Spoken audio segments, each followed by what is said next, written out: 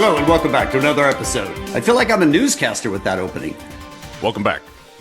Breaking news. People are good. Breaking news.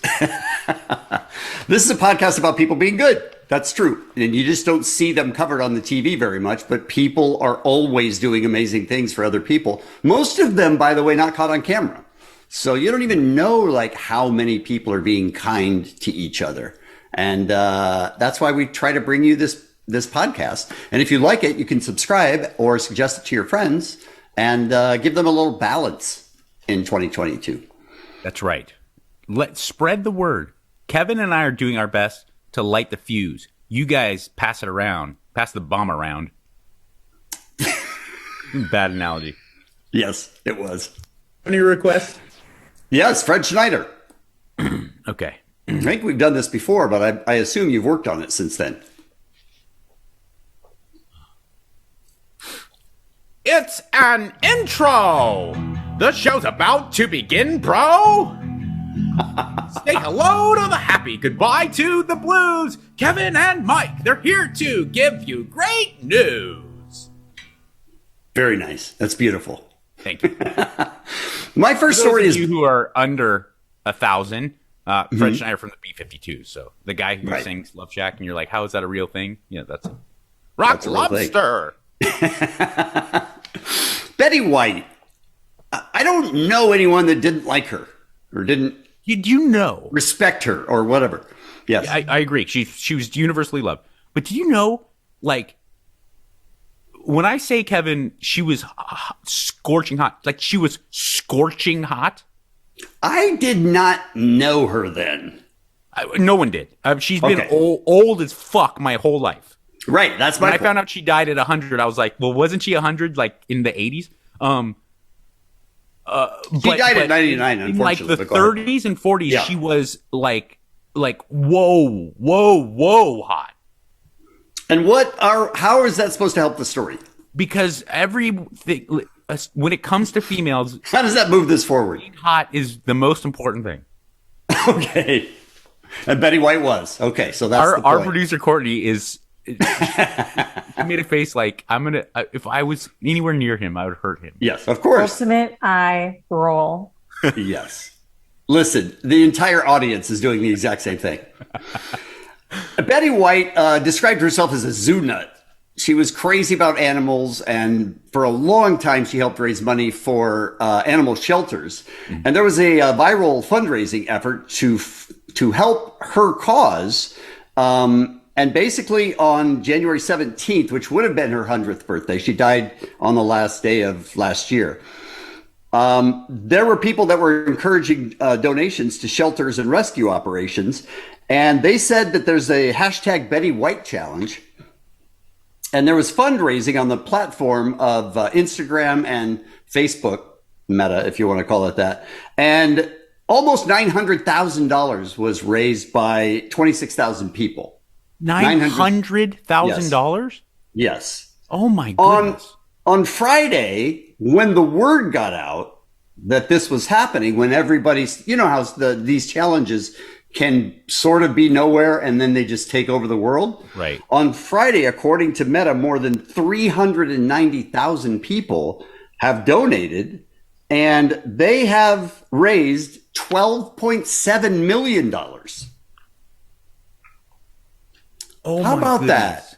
It's just people who care and love animals and want them to be treated well got into this, and hashtag Betty White challenge. I assume it's still going on. I don't know. I don't know how long it's going on, but it's an amazing, amazing thing to raise that kind of money, and especially for animal shelters. It is. And we do a lot of stories here about animals. Of course, people, unless you're completely like a sociopath, you have a soft spot in your heart for animals who are abused or abandoned. I get that. And there's clearly a big pull for people to donate. But really, this was inspired by Betty White. If she wasn't the type of person that she was, this wouldn't have taken it wouldn't have taken people by storm the way it did. Yeah, agreed. Also, I started thinking about what your hashtag might be when you die and what my hashtag might be when we die. And I don't think it'll accomplish as much as Betty White. That could be bad. it would certainly won't accomplish as much, but I guarantee I'll have some like Catherwood #Catherwood challenge, and it's going to involve the bathroom or sending something to your friends via imaging. Like, I don't think that you're going to get the kind of response that Betty White got, though. When I die, Kevin, by that time the technology is going to be so amazing to send your friends disgusting texts. You understand? And what? You can already do that. No, but imagine in 50 years. Like in 5 years when you die, what's it going to be like? In 50 years. If that's a short run for me. You understand? That's because of how healthy I am. Sure. In 50 years, you're going to be sending holograms of inside out, you know what's, and I hope somebody has the wherewithal to take away your phone when you hit even like 70, not 50 years, but when you hit like 60. Take my phone away. Like the NSA is going to take away my phone.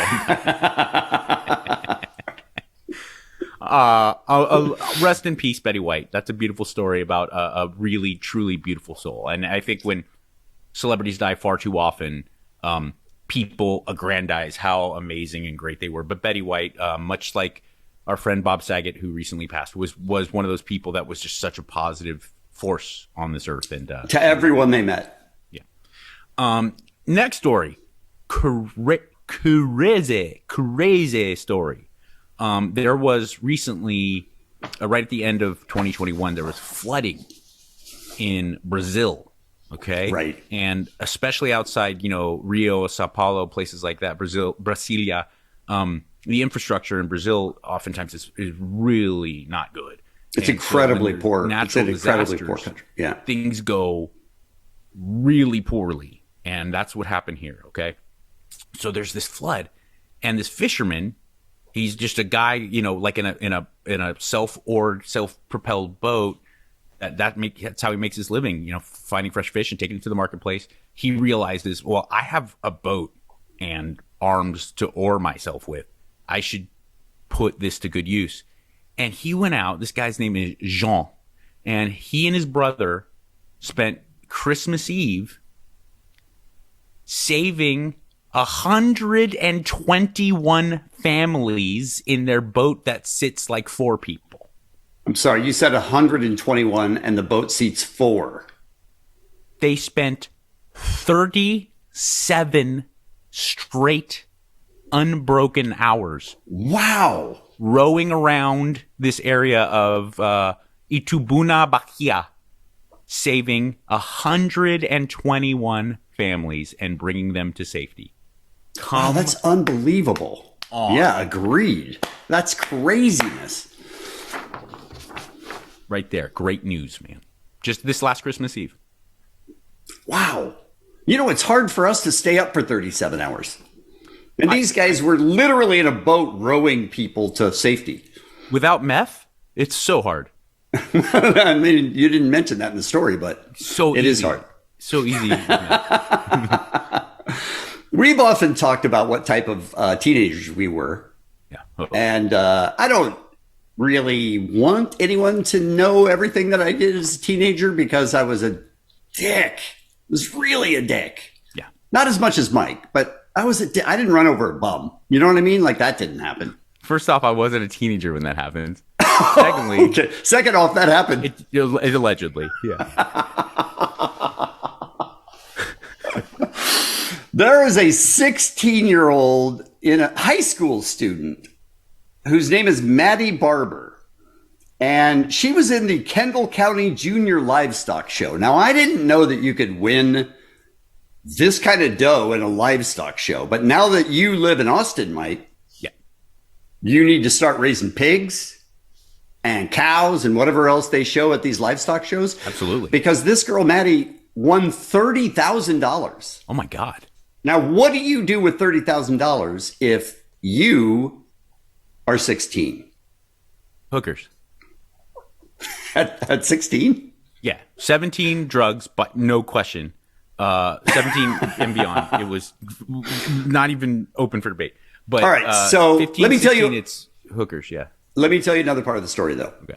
She was being treated for cancer Oh my God. at St. Jude's, and she gave all $30,000 to St. Jude's to give back to At this 17? place. At 16. Oh Yes. my holy mackerel. Watch this. This is insane.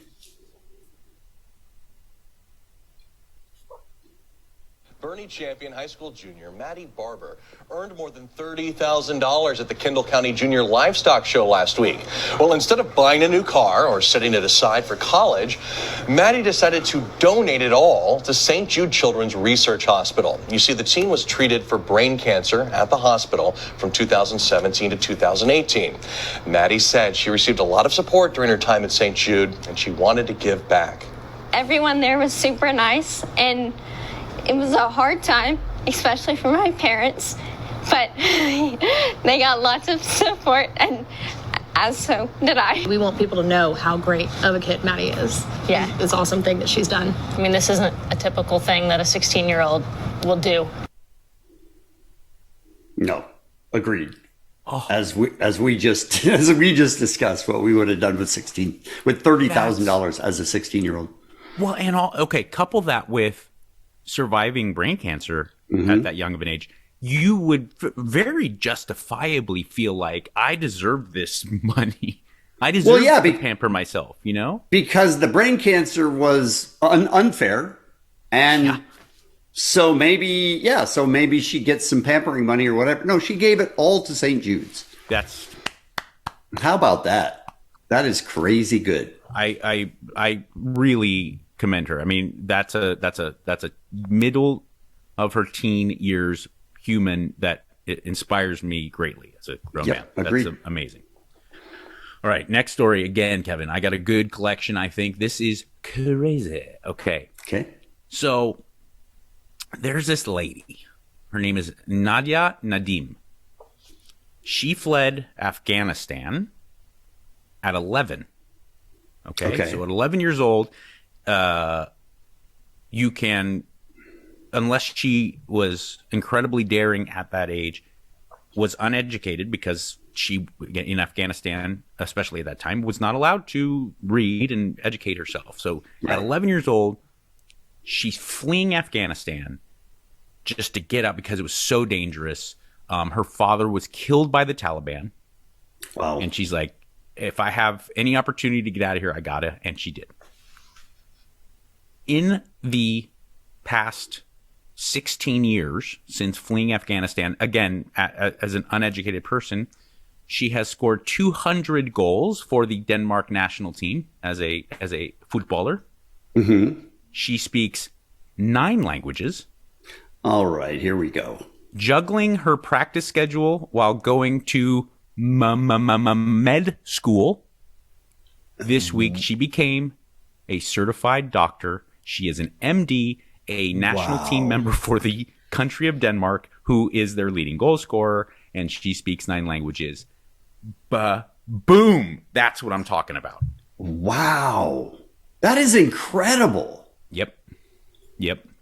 And Good News Movement, where I found this story, highly encouraged people to follow her. She is at Nadi9 Nadim, so Nadi, the number 9, Nadim, Nadim, because she's not one to kind of promote what she has accomplished. But if you go over and look at her Instagram profile, it is quite inspirational, as you can imagine, because that's a miracle. That is really great. Young woman. You can't tell people they can't accomplish anything because that absolutely can't. And maybe you have to be.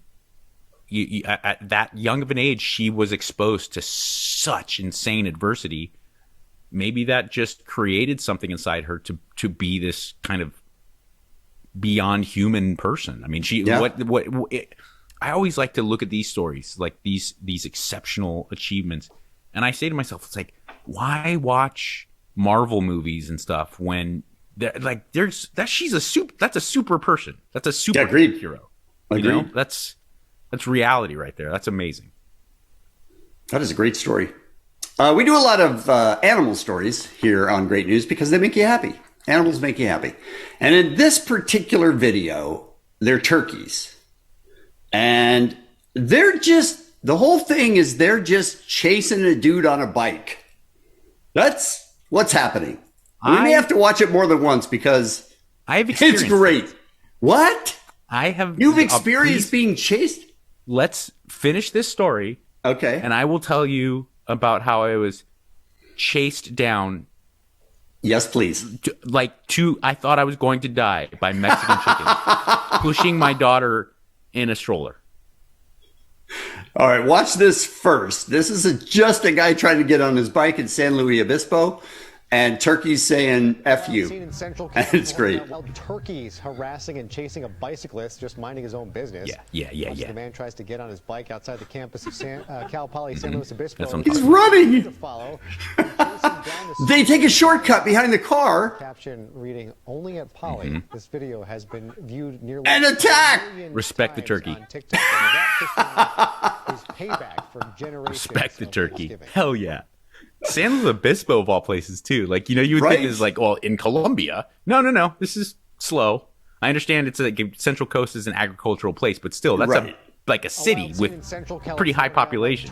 Let's watch it again. He's holding his bike right now to protect himself. No, turkeys are gnarly, dude. The campus of Cal Poly San Luis Obispo, the turkeys. Yeah, hell yeah. Look, let's get him this way. He's going this way. Get him. The caption reading, only at Poly. This video has been... So they attack while he's getting on his bike. On TikTok, and that, Christian...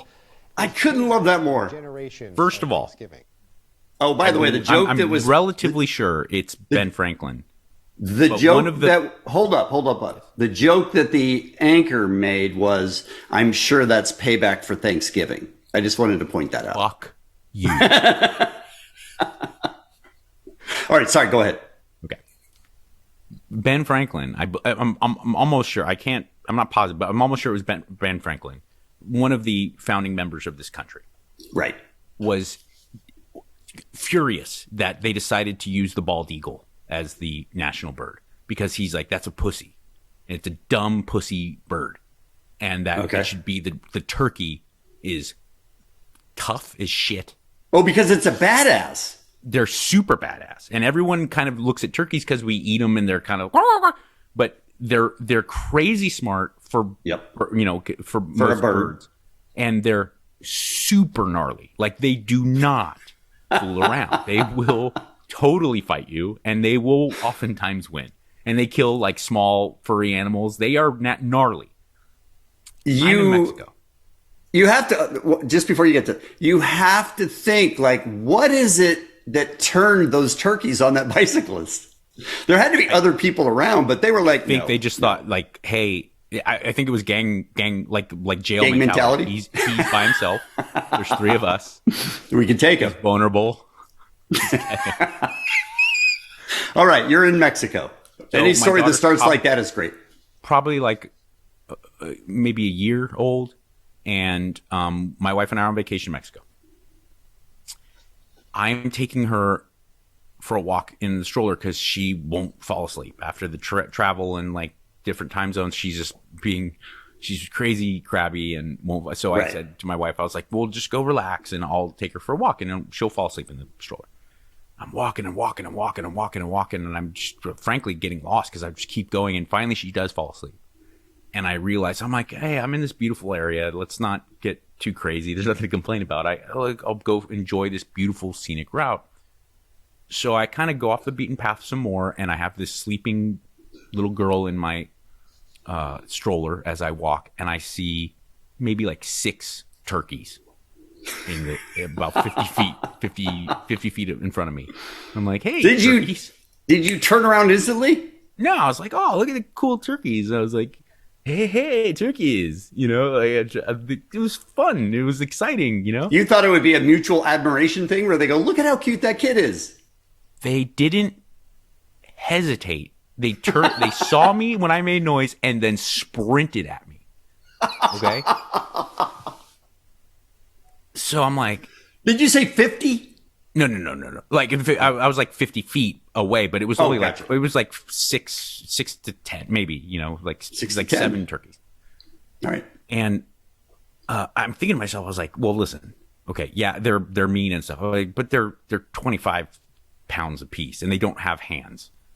I'm gonna kick them. I'll kill these things. But as I get closer, I start Did you to really realize think they don't have hands? Well, they have claws and stuff, but like it's not like a Oh no, I understand. bobcat or something. You know what I'm saying? Like They're not going to punch you. You or really anything. want to Yeah. do this? You really want to do? I was like, I'll snap one of your necks, and I guarantee the rest of you. So Everybody else, go tell the other turkeys what happened here. So this is all happening in like a span of like seconds, but it's it's slowing. Things are slowing down, and I'm like, wait a second, they're really coming after me, and then they start making their noise, and I'm like, all right, I have a child here that I must protect. I turn around and I start running slowly at first. I'm like, I'll just evade. If you jog They're not away, stopping. they won't be threatened. They're picking up speed. They're not stopping, and then I start literally sprinting. I'm in flip flops, like a beach resort, and I'm like, oh my god! I kick off my flip flops and then I start sprinting, and I'm not exaggerating. I know this sounds great. I didn't go half a mile, but I had to go like 2 football fields till I was able to get them to stop running after me, and they were considerably faster than me. Did any of them touch you? No, Peck at you?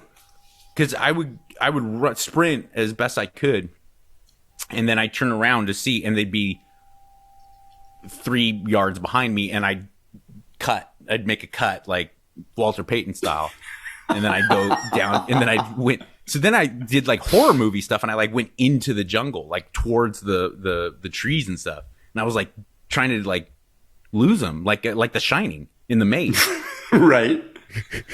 But so I got punked by a group of turkeys gang punked me. Oh, I wish there was video of this. And their only motivation was they saw me.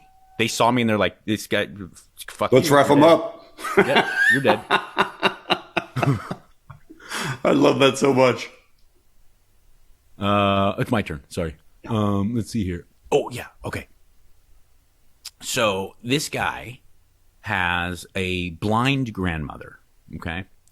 And they're going to visit her. He and his brother calls beforehand and says, we're coming over and, my brother brought you some flowers. So, cause she literally is like full blind. And she comes to the gate and he's like, okay, so we got some flowers for you. Check out this video. She goes and she opens the gate. It's not flowers. It's her newborn grandchild. And listen to this reaction.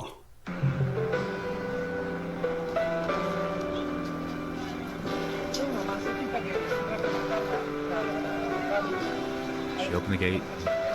She's like, oh, okay, I got some flowers for you. Huh? Okay, let me put up my hands because I can't see shit. Wait a second. This doesn't feel like flowers. Oh, that's so sweet. And that's like not I'm touched tears. That's like I've lost control of my emotions completely crying. Yep. Oh.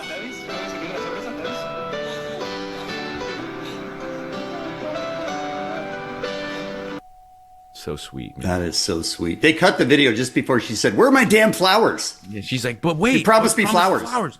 You can't do that to a woman. All right, time for the outro. But Okay. before that, if you like this podcast, subscribe and tell your friends about it. Get them to subscribe as well. Any requests? Johnny Cash. It's true. Johnny Cash. I fell in. Intro. The show's about to begin, bro. That's the intro. We're looking for the outro. Outro. You know what I'm talking about, bro. Say hello to the happy, goodbye to the blues. Kevin and Mike are here to give you great news. Where's my amphetamines?